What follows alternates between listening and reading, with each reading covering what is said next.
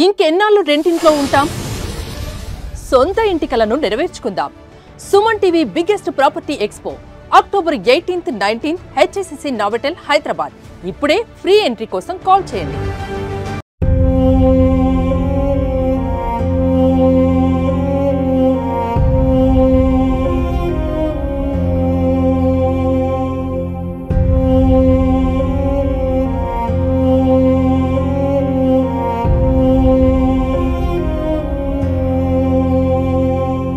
ఈ రోజు ఉదయం నాకు తెలిసినటువంటి ఒక మీడియాకి సంబంధించిన వ్యక్తి ఒక వీడియో పంపించారు. మేడం, ఒక ఆవిడ ఒక 60 ఏళ్ళు పైన ఉండొచ్చు. ఆవిడ షేర్లింగంపల్లి మున్సిపల్ ఆఫీస్ దగ్గర ఎండలో వానలో తడిచిపోతూ అక్కడే ఉన్నారు. ఆమెకి ఇంతకు ముందు ఇల్లు ఉండేదంట. దాన్ని ఏ కారణం చేతనో అధికారులు కూల్చేశారు. ఒకసారి మీరు చూడండి మేడం, ఆమెకి ఏమన్నా హెల్ప్ అవుతుందేమో, ఆమెకి ఏమన్నా ఒక దారి చూపించిన వాళ్ళు అవుతారేమో, ఒక నీడ దొరుకుతుందేమో మీ వల్ల, కొంచెం వెళ్ళండి, ఆమెతో మాట్లాడండి మేడం, దాని మీద దృష్టి పెట్టండి మేడం అని చెప్పేసి ఆయన నన్ను రిక్వెస్ట్ చేశారు పొద్దున. సో నేను ఇప్పుడు వచ్చాను. అది షేర్లింగంపల్లి మున్సిపల్ ఆఫీసు ప్లేస్. ఇది వచ్చి చూస్తే ఒక పెద్ద ఆవిడ, నిజంగానే రాధమ్మ అంట పేరు, ఇక్కడికి వచ్చాక తెలిసింది. ఆవిడ నిలువ నీడ లేకుండా రోడ్డు మీదకి వచ్చినటువంటి పరిస్థితి. ఇంతకు ముందు ఇల్లు ఉండేది పక్కనే అని చెప్తున్నారు. ఆ ఇల్లు లేక ఇప్పుడు రోడ్డు మీదకి వచ్చారు. సామాన్లన్నీ తడిచిపోతున్నాయి. ఆమె కూడా ఎండకి ఎండుతూ వానకి తడుస్తూ చలిలో అలాగే ఇక్కడే పడుకుంటున్నానమ్మా అని చెప్తున్నారు. అసలు ఏం జరిగింది, ఎందుకు ఇలాంటి పరిస్థితి వచ్చింది, ఆమె ఇల్లు ఏమైపోయింది, ఇక్కడ ఎంతకాలంగా ఉంటున్నారు, అవన్నీ కూడా డీటెయిల్డ్ గా ఆమెను అడిగి తెలుసుకుందాం. అమ్మా నమస్కారం. ఏం జరిగింది, ఏడవకండి, ఏం జరిగింది, ఎందుకు మీరు? నన్ను 30 సంవత్సరాలు బట్టి తీసుకొచ్చారు మేడం. పాత ఆఫీస్ కాడ నుంచి తీసుకొచ్చారు. మాకు వంటలు చేయమని చెప్పారు. నేను పాత ఆఫీస్ కాడ ఉండను. అయితే ఆడ నుంచి తీసుకొచ్చారు. వేవో సారు చాలా మంది తీసుకొచ్చారు. తీసుకొచ్చి ఆ జాన్ చెట్టు కాడ గుడి చేసుకొని ఉండమన్నారు. అప్పుడు ఉండ తర్వాత ఈ గార్డెన్ వచ్చింది. గార్డెన్ వచ్చాక 7 ఉండమన్నారు. 7 ఉండ. మాకు అన్నాలు వండి పెట్టాలా, ఛాయలు వేయాలా, మాకు టిఫిన్లు పెట్టాలని చెప్పారు. మా భర్త నేను చేసుకుంటూ వచ్చినాం. మా పిల్లల పెళ్లి కూడా ఎండ చేసినాం మేడం. పిల్లలు ఉన్నారా? పిల్లలు ఉన్నారు సార్. ఇంకో మేడం అమ్మాయికి పెళ్లి కూడా ఎండ చేసిన. కిరాయిలకే ఉన్నారు సార్ మేడం. ఆమె కూడా ఇల్లు రాలేదు. ఇల్లు అయితే పెట్టుకున్నాం, రాలేదు. నాకు ఇల్లు లేదు. వాళ్ళ దగ్గర ఉండటానికి ఇల్లు లేదుగా మేడం. కిరాయి ఇంట్లో ఎన్ని రోజులు ఉండేను, అల్లుడి దగ్గర ఎన్ని రోజులు ఉండేను మేడం. లేరు. అది నా పరిస్థితి. ఏడు ఉండేవాళ్ళం. మంచి చెడు మాకు బాగానే చూశారు. అబద్ధం ఎందుకు ఆడాలా మేడం, మమ్మల్ని మంచిగానే చూశారు. కరువులో కూడా నేను వెళ్ళిపోతాను అని చెప్పిన. ఇంకా చేతగాట్లేదు సార్, నేను వెళ్ళిపోతా పాప దగ్గరికి అంటే, వద్దొద్దు ఉండమ్మా, నువ్వు ఉండాలా, నీ భోజనం బాగుంది, ఇక్కడ ఉండాల్సిందే. వండి పెడతాను. ఇక్కడే వండి పెట్టేదాన్ని. 2 రూములు ఉండే మేడం. నేను వేసుకున్నా. కూలగొట్టారు. ఎందుకు కూలగొట్టారంటే వాళ్ళకి ఏదో క్యాంటీన్ ఏదో కడతారంట. క్యాంటీన్ కట్టిన తర్వాత నీకు అవతల వేస్తామా అని 4 రోజులు చెప్పారు. తర్వాత నుంచి ఎవరు రాలేదు. తీసుకొచ్చి సామాన్ ఎడబారేశారు. సగం సామాన్ ఏమో ఆ రూమ్ లో పడేశారు. సగం బట్టలు ఎడబారేశారు. బట్టలు లేవు, తానం లేదు, ఏం లేదు. ఎట్టుకో 2 రోజులు అయింది. ఏడికి పోవటానికి లేదు. నాకు ఇల్లన్నా ఏదైనా చూపిండి అమ్మా, మీకు దండం పెడతా అని కూడా దండం పెడితే ఇప్పుడు ఏడుంది, మా చేతిలో లేదు అంటున్నారు. వర్షం వస్తే ఎట్లా చచ్చిపోతున్నాం సాయని. మరి ఏం చేశాను తల్లి, నన్ను ఎందుకు ఇట్లా న్యాయం చేశారు నాకు తెలియట్లేదు. అందరూ కూల కొడుతున్నారు, నీదొక లెక్క నాడు అడుగుతున్నారు ఏదైనా గట్టిగా అంటే. ఏం చేశానమ్మా నేను? 20 ఏళ్ళ వయసులో నేను ఏడిపోయాను. ఒక నీడ లేదు, నిప్పులు లేదు, ఏమి లేదు. నాకు ఎంత నీడ నీయండి తల్లి, మీకు ఏదైనా దండం పెడతా, నేను ఏదైనా ఛాయ్ అన్న అమ్ముకొని బతుకుతా అంటున్నా. అది కూడా ఇంటలేరు వాళ్ళు. ఆ డబ్బా ఎత్తునన్నారు. ఆ డబ్బాన్ని ఇవ్వండి అమ్మంటే దానికి తాళం వేసుకున్నారు. ఆ డబ్బాలన్నా ఉంటామ్మా అన్న, అది కూడా తాళం వేసుకున్నారు. ఎవరిని అడిగినా మా దగ్గర లేదు, మా దగ్గర లేదు అంటున్నారు. నా పరిస్థితి అర్థిందమ్మా. ఏం చేశాను? పిల్ల వచ్చి కాసేపు ఏడవా, మేము వచ్చి కాసేపు ఏడవా, ఇదే సరిపోతుంది. కిరా ఇంట్లో నేనే ఉండేనా మా అల్లుడి దగ్గర. బిడ్డలు లేరుగమ్మా. వాళ్ళే దానం చేశారు, వాళ్ళే ఈడ బొంద పెట్టారు.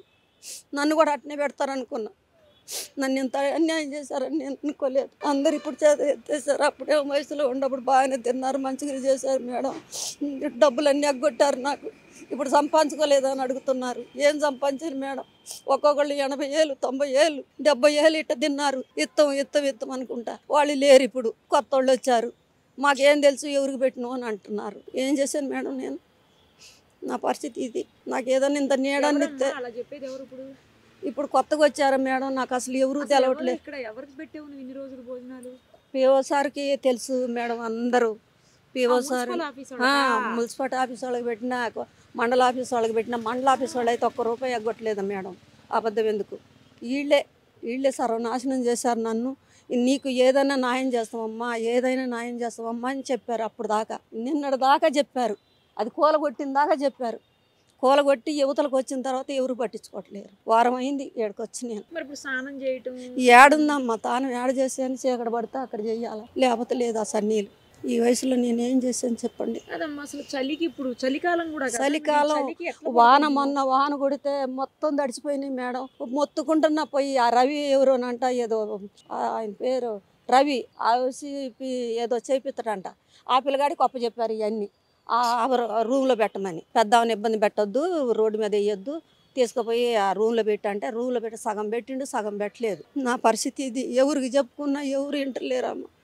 నేనేం చేశాను చెప్పండి. ఇంత నీడని ఇస్తే వెళ్ళిపోతాయ్యా, మీ కాళ్ళు పట్టుకుంటా, మీకు దండం పెడతాయ్యా, ఇంత నీడియండా వెళ్ళిపోతా, ఏదైనా ఛాయ్ అన్న పెట్టుకొని బతుకుతా అంటున్నా. కట్టె పొల్లల మీద పెడుతున్నా మేడం, కట్టె పొల్లల మీద పెట్టి వాళ్ళకి వండి పెడుతున్నా.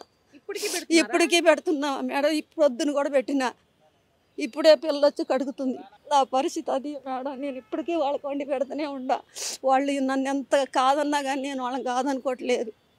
వాళ్ళకి ఏం సందర్భం లేదో ఏందో మరి. అది ఇప్పటికీ ఈ చలిలో ఉండి కూడా వండి పెడుతున్నా. ఇప్పుడు కూడా 4 కేజీలు బియ్యం వండి వాళ్ళకి పప్పు అవి అన్నీ మొత్తం చికెను అన్నీ చేసి పెడితే చేత కావట్లేదు అమ్మ అని కబురు చేస్తే పిల్లలు వచ్చి కడుగుతుంది. సబ్బు తెచ్చుకోవడానికి గతి లేదు మేడం నాకు. ఇవాళ తింటున్నారు పోతున్నారు. ఏం చేసాను, వదిలేస్తా నాకు ఇంత ఇల్లు ఇప్పిండి మేడం, నీకు దండం పెడతా, నీ కాళ్ళు పట్టుకుంటా, ఇంత నీడిస్తే చాలు వెళ్ళిపోతా, ఆ నీళ్ళ బతుకుతా మేడం. నాకు ఈ గోలంతా ఎందుకు, మంచిగా ఒక ఆశ్రమంలో జాయిన్ చేస్తాను రారాదు, ఆశ్రమంలో నేను అట్లా రాలేను మేడం. నేను అట్లా వచ్చేదాన్ని అయితే ఆ రూమ్లోకే పోయి పండుకునేదాన్ని. నాకు భయం, నేను ఎక్కడికి రాలేను. 30 సంవత్సరాలు బట్టి ఇట్లా తిరుగుతున్నా. కాదు మీకు లాంటి వాళ్ళు చాలా మంది ఉంటారు, చాలా మంది ఉన్నా. నేను రాలేను మేడం, నేను రాలేను మేడం. ఇప్పటికీ నేను 50 మందికి అన్నం వండి పెట్టమంటే పెడుతున్నా. ఈ వయసులో కూడా పెడుతున్నా. వాళ్ళకి ఎందుకు ఆ సందర్భం రావట్లేదు. కరాను వస్తే కూడా కరాల్లో నేను వెళ్ళిపోతానని మా ఆయన నేను ఎంత తిప్పలు పడ్డా కూడా పోనీకుండా అడ్డం తిరిగి మళ్ళీ బోర్లు ఇచ్చి మళ్ళీ రేకులేసి నువ్వు ఉండమ్మా, అమ్మ మంచిగా ఉండదమ్మా, నువ్వు వండితే మంచిగా ఉంటుందమ్మా, నువ్వు తీసుకొచ్చి పెట్టమ్మా అంటే తీసుకొచ్చి పెట్టినా మేడం. టిఫిన్ పెట్టిన, ఛాయలు పోసిన. కరెక్టే, కానీ అసలు మీకు ఎందుకు ఆశ్రమం కంటే ఎందుకు భయం వేస్తుంది? నాకు వద్దు మేడం, నేను ఆ బతకలేను, నేను రాలేను. నేను ఏడే బతుకుతా, ఏడే చస్తా. నేను ఆఫీస్ వదిలిపెట్టి రాలేను మేడం. 30 సంవత్సరాలు బట్టి నేను ఆఫీసుని పట్టుకొనే ఏడుతున్నా. నాకు ఎంత ఇల్లు ఇప్పిండి మేడం చాలు, నాకు ఏమొద్దు. వాళ్ళు ఇక్కడ ఏమొద్దు, ఇక్కడ ఎక్కడ వద్దు. ఇంద్రం మిల్లు వస్తున్నాయి కదా, అది ఒక్కటి ఇప్పిండి చాలు. నాకు ఇంకేమొద్దు. ఏరగా నాకు నీడ ఉందిగా మేడం, నీడ ఉంటుందిగా మేడం, నాకు నీడ ఉంటుంది. ఇంకా బాగుంటుంది, మీరు వండుకునే పని ఉండదు అక్కడ. అసలు వద్దు మేడం, నేను అట్లా రాలేను. కానీ నాకు ఎంత నీడిప్పిండి, నేను వెళ్ళిపోతా. వాళ్ళకి ఏదైనా అడ్డం వస్తే మాత్రం నేను వెళ్ళిపోతా. నాకు నీడిచ్చినా కూడా వాళ్ళకి వండి పెట్టేదానికే నేను రెడీగా ఉండా. ఇప్పటికైనా చెప్తున్నా. ఇప్పుడు పిఓ సార్ని పిలవండి, ఇంకెవరినన్నా పిలవండి, ఎవరినన్నా చెయ్యండి, నేను వాళ్ళకి వండి పెట్టేదాన్ని రెడీగా ఉండ. కానీ నాకు ఇంత నీడిస్తే చాలు. నాకు ఖమ్మం దగ్గర సత్తుపల్లి. 30 ఏళ్ల క్రితం వచ్చేసారు. వాళ్ళే తీసుకొచ్చుకున్నారు. వాళ్ళే తీసుకొచ్చుకొని వంటలు బాగుండి, భోజనం బాగుంది, టిఫిన్ బాగుంది, ఛాయలు బాగున్నాయి అని తిన్నారు. పొద్దు నుంచి అన్ని చేస్తారా మీరు? అన్నీ చేస్తాను నేను, అన్నీ మొత్తం చేస్తా. ఇప్పుడు వదిలేసిన, ఇది బీగిన కాడ నుంచి ఇప్పుడు వదిలేసినమ్మా. అన్నం ఒకటే పెడుతున్నా. ఇప్పుడు నీళ్ళు లేదు ఉండటానికి. టిఫిన్లు చేసి ఆడబెట్టాను. ఛాయలు తీసుకుపోయి ఒక్కొక్క ప్యాస్కోలు 2 ప్యాస్కోలు తీసుకుపోయి 3 ప్యాస్కోలు తీసుకుపోయి వాళ్ళకి పోసిన మేడం. వాళ్ళకి ఇంత సౌందర్యం లేదు, ఏం చేయమంటావు. ఇదే నీడ అనుకున్నాను నేను. ఈ చెట్టే నాకు నీడేమో, ఈ చెట్టే ఇచ్చింది దేవుడు. ఇంతమందిని బయటికి పోయిన వాళ్ళని కూడా, ఎండలో పోయిన వాళ్ళని కూడా నీడకి తీసుకొచ్చి అన్నం పెట్టిన నేను. నా బతికింత ఇంత నేను అనుకోలేదు. అది పాపం ఆవిడ పెద్ద ఆవిడ బాధపడుతున్నటువంటి తీరు అది. ఆమెకి ఏదో ఒక నీడను చూపిస్తే నేను ఎక్కడైనా ఉంటాను, కానీ ఆశ్రమంలో నేను ఉండలేనమ్మా, అక్కడ నాకు చేత కాదు, నా వల్ల కాదు అని అంటున్నారు ఆవిడ. మరి దయచేసి ఎవరైనా స్పందించి, అధికారులు లేకపోతే ఇంకెవరన్నా రాజకీయ నాయకులు ఎవరన్నా స్పందించి ఆమెకు ఒక ఇందిరమ్మ ఇల్లు లాంటిదో, లేకపోతే ఈ దగ్గరలోనే ఎక్కడన్నా ఒక చిన్న రేకుల షెడ్డు లాగా వేసుకొని అయినా సరే ఉంటాను అంటున్నారు ఆవిడ. అలాగైనా ఎవరన్నా కొంచెం వీలైనంత త్వరగా స్పందించి, ఎందుకంటే వర్షం పడినా ఎండ వచ్చినా కూడా తడిచేటువంటి పరిస్థితి, ఎండకి ఎండిపోయేటువంటి పరిస్థితి. ఇంకా రేపటి నుంచి చలికాలం కూడా మొదలవుతుంది, మరింత దారుణంగా ఉంటుంది పరిస్థితి. ఒక్క ఆవిడ ఇక్కడ ఉండటం కూడా ఇబ్బందే. కాబట్టి ఆవిడ కొంచెం తొందరగా ఏదో ఒక దారి చూపించాలని మనం కూడా కోరుకుందాం. చూద్దాం, వీలైనంత తొందరగా మనం కూడా దీన్ని అధికారుల దృష్టికి తీసుకెళ్లే ప్రయత్నం చేద్దాం. మరిన్ని అప్డేట్స్ కోసం నిరుపమ సుమన్ టీవీ ఇన్స్టా పేజ్ని ఫాలో చేయండి. సుమన్ టీవీలో మీ పర్సనల్ అండ్ బిజినెస్ ప్రమోషన్స్ కోసం కింది నెంబర్కి కాంటాక్ట్ చేయండి.